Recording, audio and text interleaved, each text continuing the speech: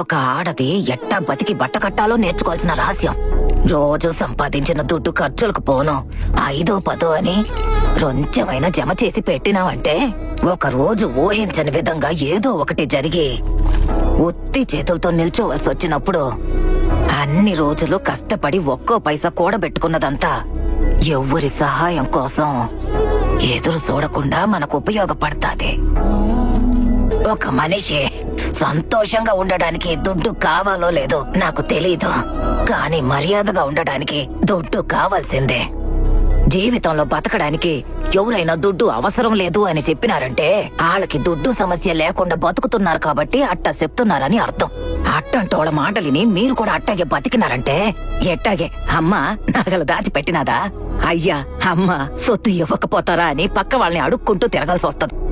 చేసే పనిలో ముందు ఆడదానికి ఎప్పుడైనా స్వతంత్రం కావాలి. అట్ట అది మట్టుకు ఉండాదంటే మిగతా స్వేచ్ఛ ఆళ్ళు ఇళ్ళు ఏందే మీకు ఇచ్చేదే.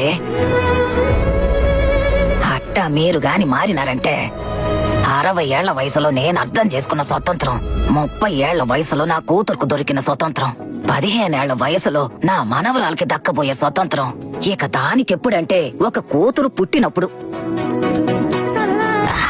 ఈ ఊళ్ళో ఉన్న ముసలోళ్ళ కంటే నేనేమి అంతగా కష్ట